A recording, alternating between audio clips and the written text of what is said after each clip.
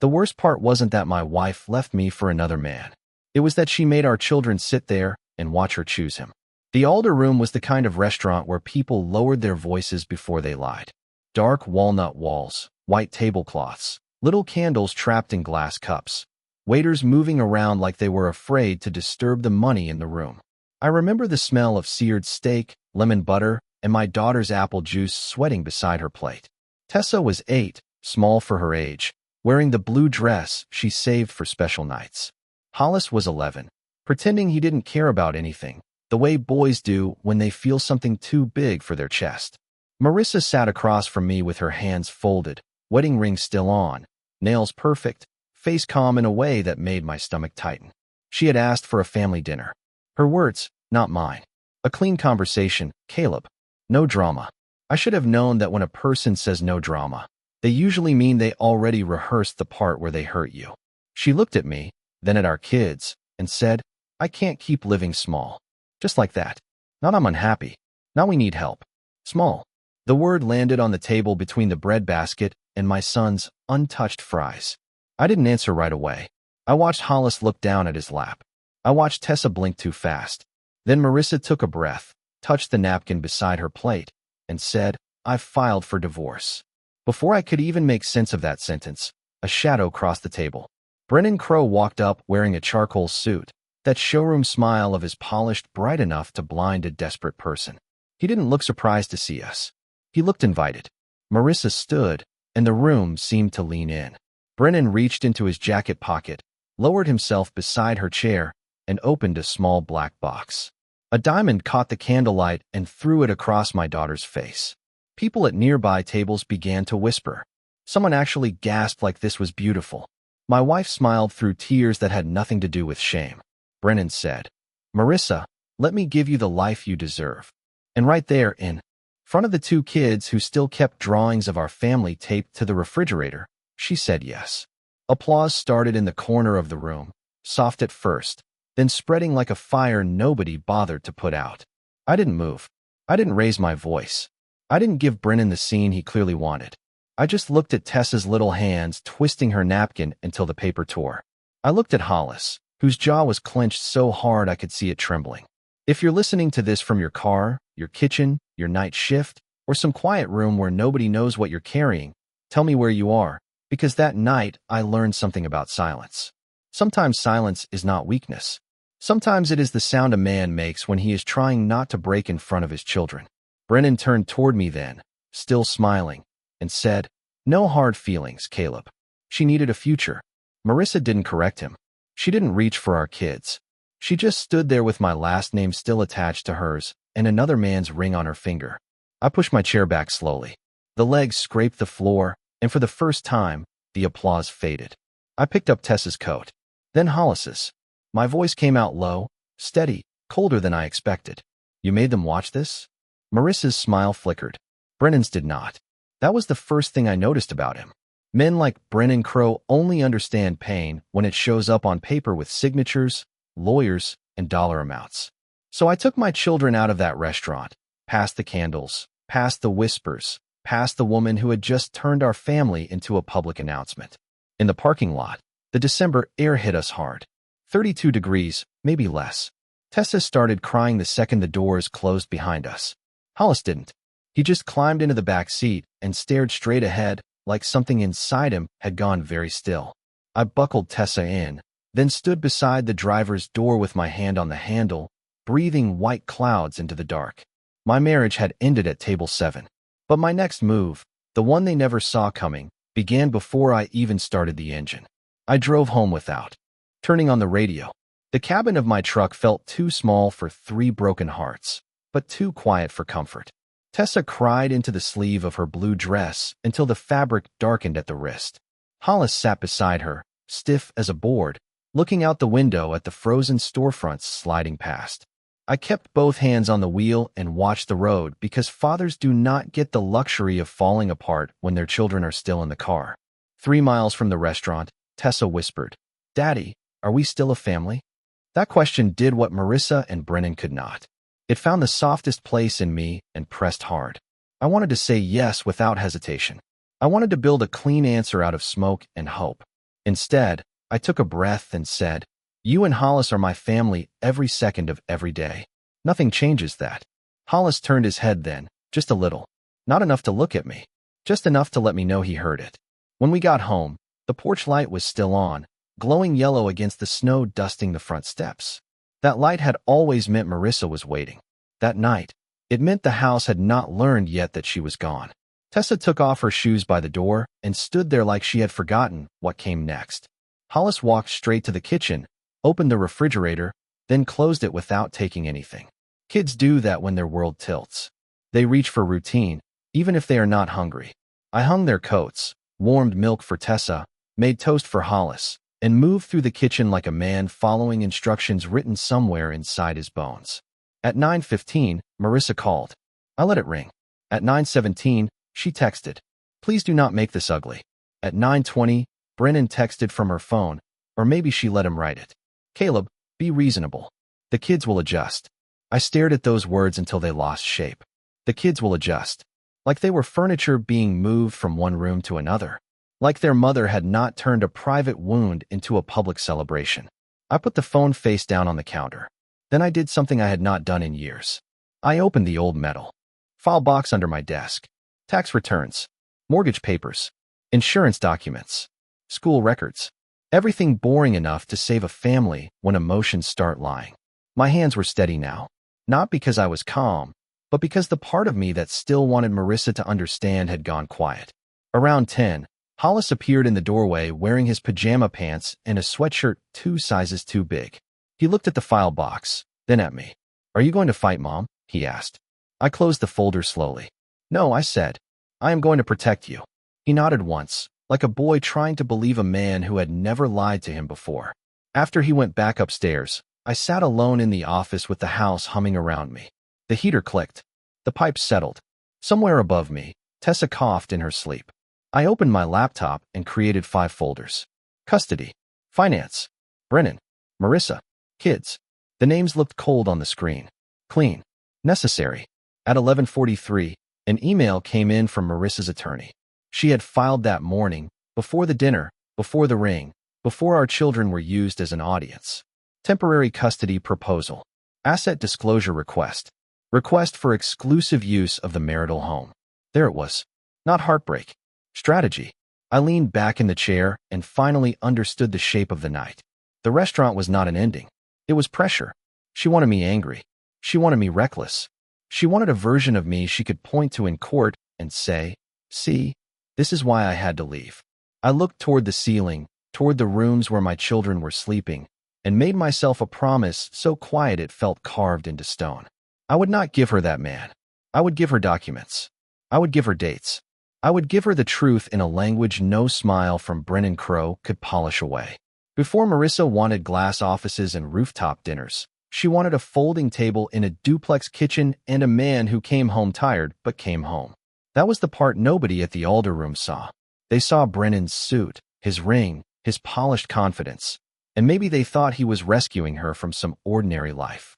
They did not see the first apartment Marissa and I rented on East Nora Avenue, 2 blocks from the train tracks, where the windows rattled every time a freight line rolled through after midnight.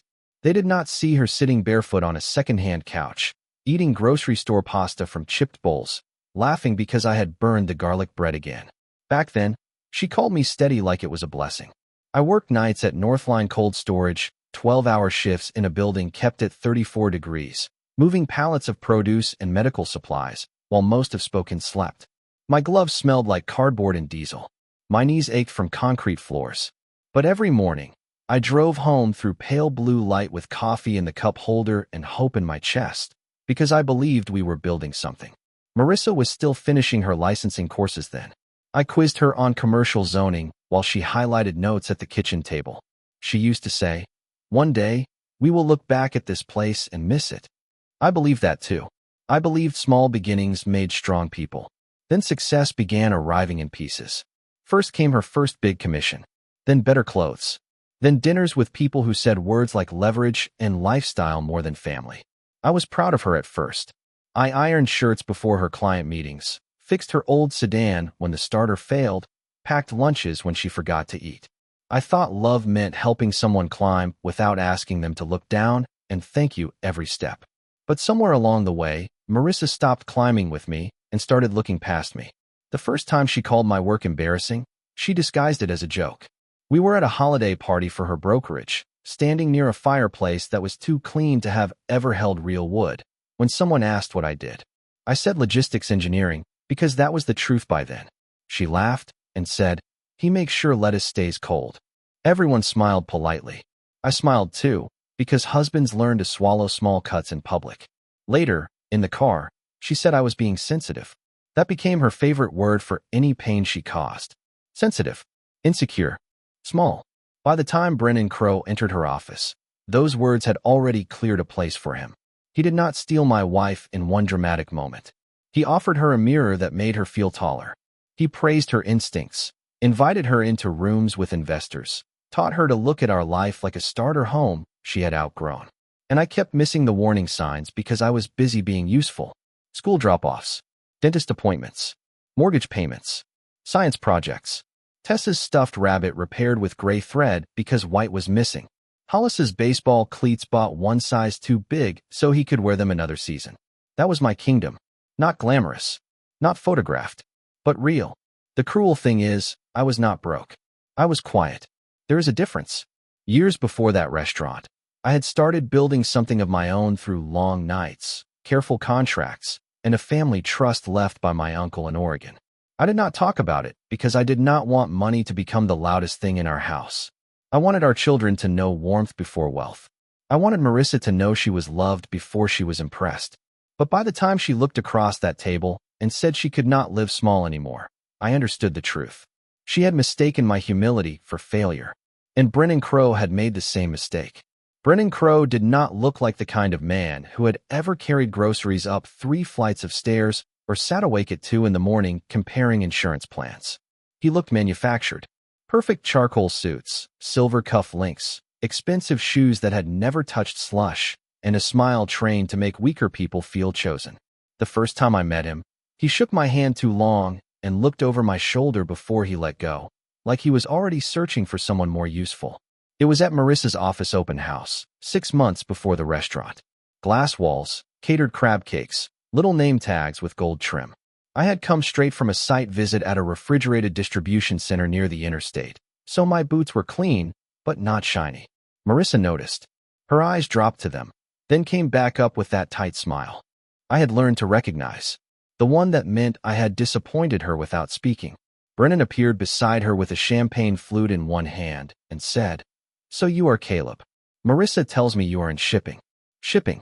One word, carefully chosen, wrapped in velvet and lowered like a weight. I corrected him gently. Logistics systems. Cold chain infrastructure. Medical supply routing. He nodded as if I had explained a hobby. Then he turned to Marissa and said, "That kind of practical background must be useful at home." She laughed. Not loud. Not cruel enough for anyone else to notice. But I noticed. A marriage does not break all at once. It loses bolts quietly. A laugh here. A look there. A hand pulled away before guests can see it. After Brennan entered her world, Marissa began coming home with new phrases in her mouth. Vision. Scale. Executive presence. She said our house felt limiting, even though it was the house where Hollis learned to ride a bike in the driveway and Tessa planted tulip bulbs along the fence. She said my truck looked tired, even though it started every winter morning without complaint. She said Brennan believed successful people needed to stop apologizing for wanting more. I asked her if wanting more meant wanting less of us. She rolled her eyes and said I was making it personal. But it was personal. It was personal when Tessa drew a picture of our family and asked whether Mr. Crow needed to be in it.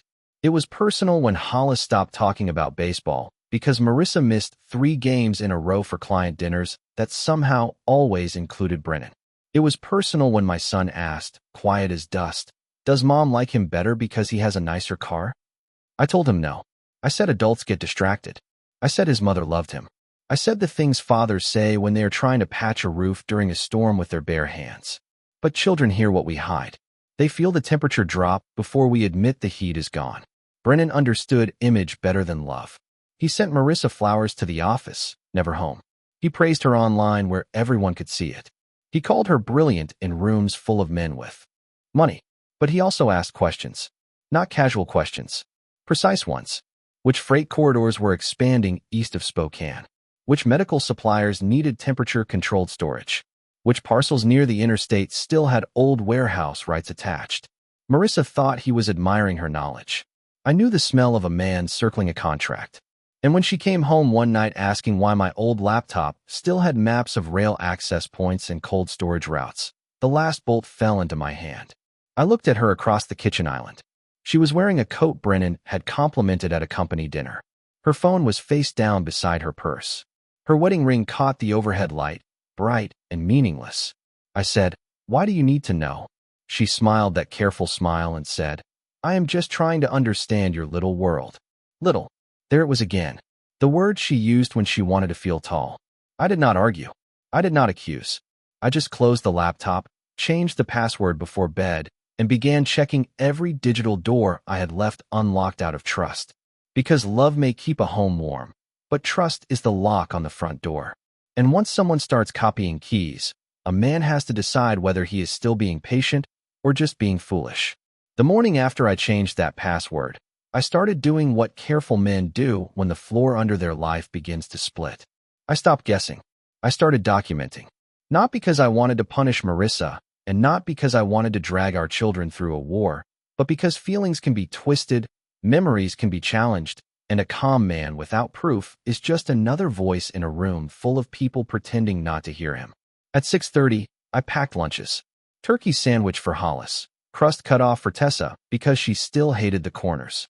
At 7:10, I brushed snow off the windshield. At 7:40, I dropped them at school and watched both of them walk through the front doors without looking back. That was new. They used to wave. That morning, they just disappeared into the building like they were afraid turning around would make something hurt worse. By 8:15, I was sitting in the parking lot outside a family law office off Riverside Avenue, gripping a paper coffee cup so hard the lid bent under my thumb. The sign on the door said Whitcomb and Rayleigh, attorneys at law. It looked plain. No marble floors. No fountain in the lobby. Just gray carpet, quiet phones, and a receptionist who spoke softly, like she understood people usually came there after something inside them had cracked. My attorney was a woman named Laurel Rayleigh. Late 50s, silver hair, reading glasses on a chain, no nonsense in her eyes. She listened without interrupting while I told her about the restaurant, the ring, the divorce email, the custody proposal, and the way Brennan had started orbiting my work like a hawk over a field. When I finished, she folded her hands and said, "Do not react. Do not threaten. Do not argue by text. You are going to become boring, precise, and impossible to misquote." That sentence saved me more than once. She told me to keep a parenting log. Pickups, drop-offs, missed calls, school notices, emotional changes in the kids. Not opinions. Facts. So I bought a black notebook from an office supply store and wrote the date on the first page. December 12th. Tessa cried before school. Hollis refused breakfast. Marissa called at 8:58, asked to take children to dinner with Brennan Friday. Children were not consulted. I wrote it all down. Clean. Plain. Heavy. That afternoon, Marissa missed pickup. Not by 5 minutes. Not because of traffic. 41 minutes. Tessa sat on the bench outside the school office hugging her backpack to her chest while Hollis stood beside her, trying to look older than 11. The secretary called me because Marissa's phone went to voicemail. I was across town reviewing refrigeration specs for a medical distributor, and I made it there in 16 minutes. Tessa saw my truck and ran to me so fast one of her boots came untied. Hollis walked slower, but his face told me everything. He had been embarrassed. A boy can forgive fear faster than embarrassment. I signed them out, thanked the secretary, and asked for a printed record of the late pickup. She hesitated, then gave it to me. One sheet of paper. One small truth. I slid it into a folder labeled Kids. That night, Marissa texted, "Sorry, client meeting ran long. Tell them I love them." Then, 3 minutes later, she posted a photo from a restaurant downtown. Her hand on a wine glass. Brennan's sleeve visible beside hers. I stared at the photo for maybe 10 seconds, no longer. Then I took a screenshot, saved it, and put the phone down. The old me would have called. The old me would have asked how she could forget her children while smiling under pendant lights with another man. But Laurel Rayleigh's voice came back to me. Boring. Precise. Impossible to misquote. So I heated soup, helped Tessa with spelling words, and sat with Hollis at the kitchen table while he pretended to work on math. After a while, he said, "She forgot us because of him, did she not?" I looked at my son and felt the room go still. There are moments when a lie would be easier, kinder for 5 seconds, and poisonous for years. I said, "Your mom made a choice tonight. That choice is not your fault." He nodded, but his eyes stayed on the worksheet. A child should not have to learn disappointment with a number 2 pencil in his hand. After they went to bed, I opened the laptop and checked the folders again. Custody, finance, Brennan, Marissa, kids. Then I added one more. Pale Harbor. The name sat on the screen like a sealed door. Pale Harbor Logistics was the part of my life Marissa had never cared enough to understand. A company built through quiet ownership, cold storage contracts, medical routing, and land rights tied to old rail access outside Spokane. Brennan thought he was chasing an opportunity. He did not know he was walking toward a locked gate. And he definitely did not know whose hand held the key. Pale Harbor Logistics began as a name on a piece of paper my Uncle Everett mailed to me in a thick envelope 9 years before my life split open. Everett was not rich in the way men like Brennan Crow understood rich. He did not wear Italian suits or talk about markets over $30 cocktails. He owned cold rooms, loading docks, rail easements, and ugly square buildings nobody noticed until the world needed medicine. Moved before sunrise. He lived outside Astoria, Oregon, in a small house that smelled like cedar and black coffee. And when he got sick, I drove 6 hours one way on weekends to fix his porch, organize his invoices, and sit with him while he watched old baseball games with the sound low. Marissa came once. She said the coast was depressing and the house felt damp. Everett noticed, but he never judged her out loud. Men from his generation kept their disappointment folded small. When he passed, he left me a minority interest in 3 refrigerated storage sites and a controlling option on a strip of industrial land east of Spokane, close enough to the interstate and old rail lines to matter. At the time, it looked boring. To me, boring was beautiful. Boring paid on time. Boring kept vaccines cold. Boring fed hospitals during snowstorms. So I studied it at night after the kids went to sleep. I learned permits, freight corridors, utility costs, ammonia systems, backup generators, last-mile medical delivery, and why a facility sitting 2 miles from the right interchange could be worth more than a glass tower downtown. I did not build Pale Harbor to impress anyone. I built it because quiet infrastructure is still power, even when nobody claps for it. By the time Brennan started asking questions through Marissa, Pale Harbor had grown into something far larger than he imagined. We had lease rights, routing agreements, and a pending contract with a regional hospital network that needed temperature-controlled storage for pharmaceuticals across eastern Washington, northern Idaho, and western Montana. It was not flashy money. It was practical money, the kind that moved in spreadsheets before it ever showed up in a driveway. My chief financial officer, Aaron Pell, called me 2 days after the restaurant. Aaron was a careful man with a dry voice and the emotional range of a bank vault, which was exactly why I trusted him. He said, "Caleb, Crow Commercial has been sniffing around the Trent Yard parcel again." I stood in my kitchen with Tessa's cereal bowl in the sink and Hollis's backpack open on the chair. "How close?" I asked. Aaron paused. Paper rustled on his end. "Close. Enough that somebody gave them a map they should not have. There are sounds a house makes when it is empty. The refrigerator hum. The clock over the stove. The little click of the heater trying to keep December outside. In that silence, I felt something settle in me. Not rage. Not panic. Wait. The kind a man feels when a suspicion becomes a shape. I asked Aaron to send everything to a secure folder. Then I called Laurel Rayleigh. She listened, asked 3 questions, and said, "Now we have 2 tracks. Custody and commercial misconduct. Keep them separate. Let each one speak for itself." That became the rule. No mixing pain with business. No using the kids as leverage. No turning heartbreak into a circus. Facts in one lane. Children in the safest lane. That Friday, Marissa arrived 20 minutes late for her first scheduled dinner with the kids. Brennan drove her in a black Range Rover that looked too clean for Spokane winter. He stepped out with her, smiling like the driveway belonged to him. Hollis stayed behind me. Tessa held my hand. Marissa bent down and said, "Guess what? Brennan got us reservations somewhere fun." Tessa looked at the Range Rover, then at me, and whispered, "Do we have to?" Brennan heard it. His smile tightened. Marissa's face flushed, not with guilt, but embarrassment. That told me more than any confession could. She was not worried our daughter was scared. She was worried Brennan had seen it.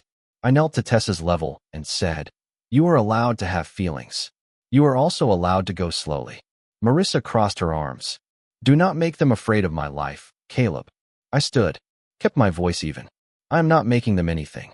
I am listening to what they already are." Brennan gave a short laugh and said, "This is exactly why Marissa needed something healthier." I looked at him then. Really looked. The perfect coat. The expensive watch. The man who thought volume was authority and polish was character. I wanted to say 100 things. Instead, I said one. "Dinner ends at 7:30. They have school tomorrow." His expression changed for half a second. Not much. Just enough. Men like Brennan are used to being challenged by rivals, not fathers with boundaries. When they drove away, I wrote the time in the black notebook, then uploaded the doorbell camera clip to the kids' folder. At 7:48, Marissa returned them late. Tessa was quiet.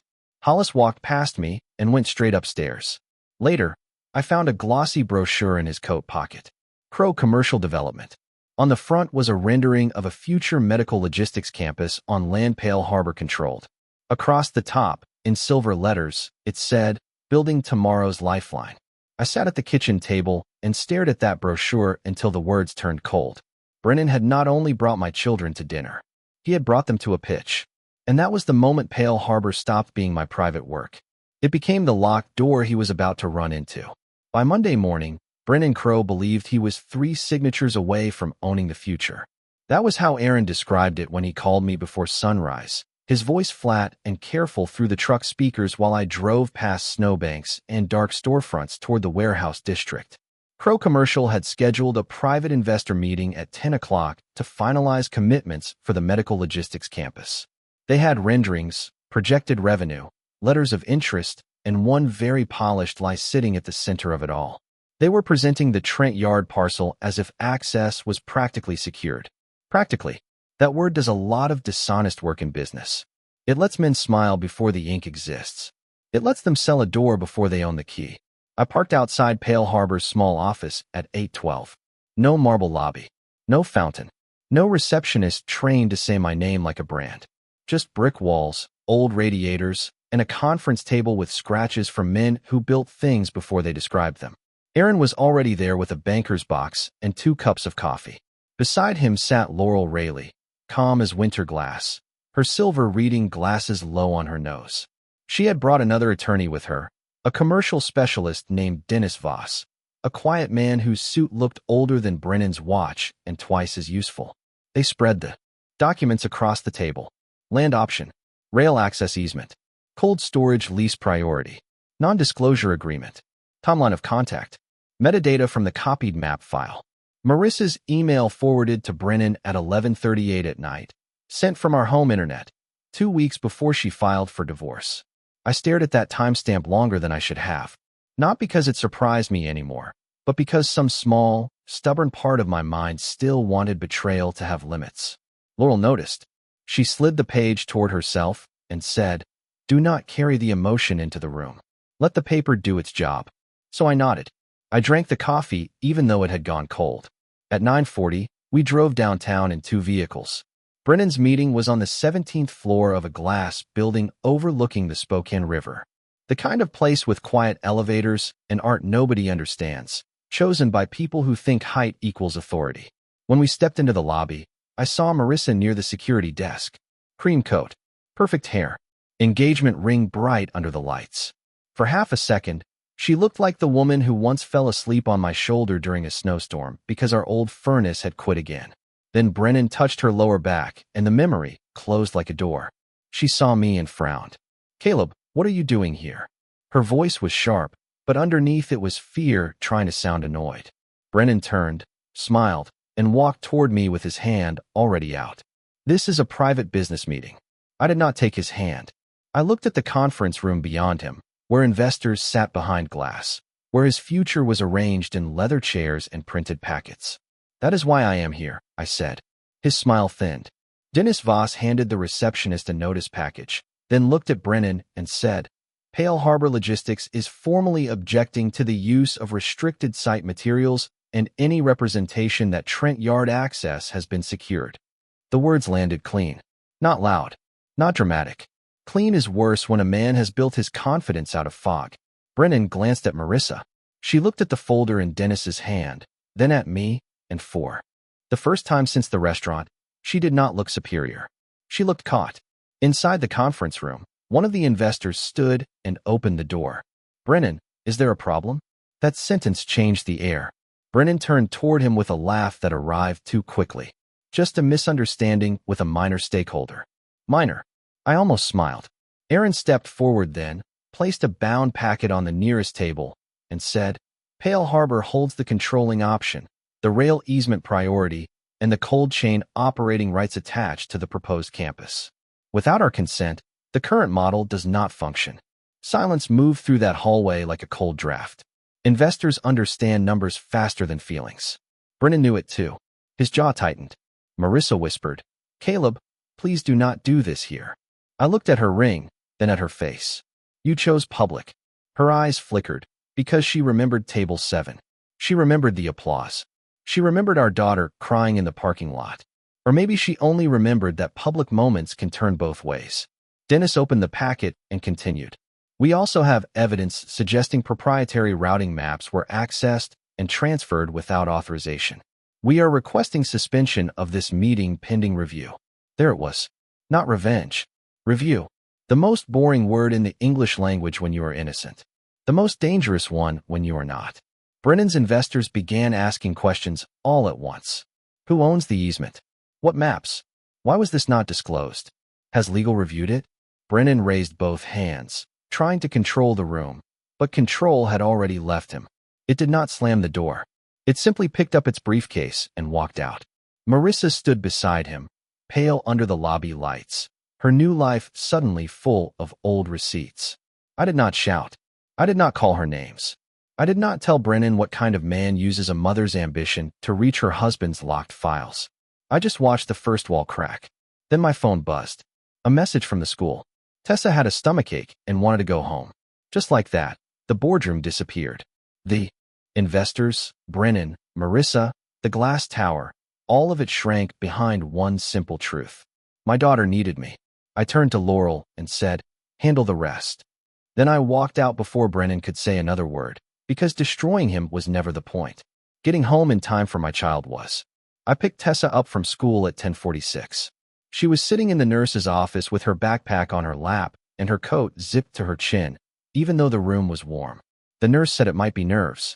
She said kids sometimes feel things in their stomach before they can explain them with words. I thanked her, signed the checkout sheet, and walked Tessa to the truck. She did not ask about her mother. She did not ask about Brennan. She just leaned her head against the window and said, Can we go home? So we went home. I made tomato soup and grilled cheese cut into triangles because that was still how she liked it, and while she ate at the kitchen island, my phone kept lighting up face down beside the sink. Laurel, Aaron, Dennis, then Marissa again. I did not answer until Tessa went upstairs to nap under the quilt my mother had made before she passed. When I finally called Laurel back, she did not waste a word. Brennan's investors had paused the deal. Crow Commercial's legal team requested a full document review. 2 board members wanted distance from the Trent Yard proposal until the map transfer was explained. In plain English, the machine Brennan built had not exploded. It had stalled in the middle of the road with everyone watching. That was worse for a man like him. A loud failure can be blamed on drama. A quiet one invites accountants. By 3 o'clock, Marissa was texting in short bursts. You humiliated me. Brennan says you planned this. We need to talk before this gets worse. I read each message once, saved it, and replied only through Laurel. No emotion. No bait. No late-night arguments for her to screenshot without context. Boring. Precise. Impossible to misquote. The custody hearing was 2 days later in a courtroom that smelled like old paper and burnt coffee. Marissa arrived with Brennan, which told the judge more than she realized.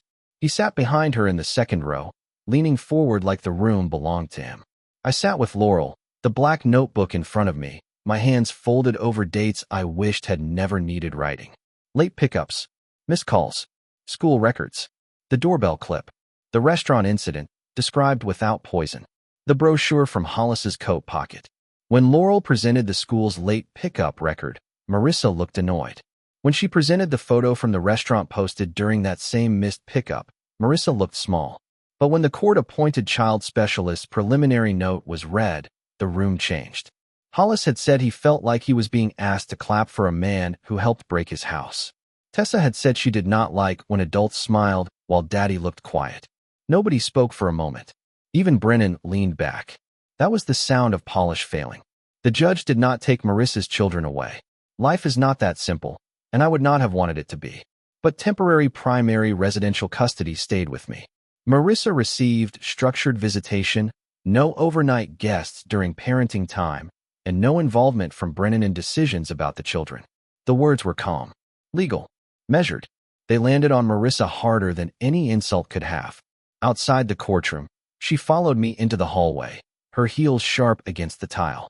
"You made me look like a bad mother," she said. I turned slowly. Behind her, Brennan was on his phone, already stepping away from the mess he had helped create. "No," I said. I wrote down what happened. Her eyes filled, but I had learned tears are not always remorse. Sometimes they are just the sound of consequences arriving. That evening, I picked up pizza, plain cheese for Tessa, pepperoni for Hollis, and drove home under a sky the color of wet steel. The porch light came on as we pulled into the driveway. Hollis saw it and smiled for the first time in days. Not big, not healed, just enough. And for that one small smile, every folder, every quiet morning, every swallowed word had been worth it. 3 weeks later, the house began to sound like ours again. Not the old ours. That was gone, and I had stopped pretending broken glass could become the same window if you swept carefully enough. This was something quieter. Tessa started leaving her drawings on the refrigerator again, but now she drew 3 people under the porch light instead of 4. Hollis started talking during dinner, small things at first, homework, basketball tryouts, a science teacher who smelled like peppermint. Healing did not arrive like a parade. It came like snow melting from the edge of a driveway, 1 inch at a time. Pale Harbor moved forward without Brennan. The hospital network signed with us directly after Dennis completed the review. Crow Commercial announced a restructuring 2 Fridays later, the kind of clean corporate word that means people with better lawyers have started locking doors. I did not celebrate. Men like Brennan do not need a victory speech. They need mirrors, and eventually every mirror in his world would show him the same thing. Marissa came by on a Sunday evening near the end of January. The sun was down by 5, and the air was cold enough to make every breath visible. She stood on the porch in a beige coat, no ring on her finger, makeup careful but tired around the eyes. I stepped outside and closed the door behind me so the kids would not hear. For a moment, we just stood there under the yellow porch light. She looked smaller without an audience. "Brennan is gone," she said. I nodded once. Not because I was surprised. Because some endings announce themselves long before people admit they have arrived. She wiped her cheek and said, "I made a terrible mistake." The old Caleb would have reached for that sentence like a rope. He would have wanted to believe pain had taught her loyalty. But the man standing on that porch had learned the difference between regret and repair. "I know," I said. She looked toward the door. "Maybe we can start over." For Hollis and Tessa. Behind me, inside the house, I heard Tessa laugh at something Hollis said. The sound was small, bright, and worth protecting. I kept my voice low. "You did not leave me for a better life, Marissa. You used our children as witnesses to your escape." Her face folded, but I did not soften the truth. They do not need us pretending. They need peace. They need consistency. They need a mother who shows up without turning love into a performance. She covered her mouth and looked down at the porch boards. I wanted to hate her then. It might have been easier. But hate is still a chain, and I was tired of carrying metal. So I wished her well. I meant it. Then I stepped back inside. Hollis was helping Tessa tape a new drawing to the refrigerator. 3 people. 1 house. 1 porch light. I locked the door gently, not to punish the woman outside, but to protect the life still growing inside. And that was the move that finally destroyed them. Not revenge. Not money. Not power. Just a father choosing peace so completely that there was no room left for anyone who kept mistaking it for weakness.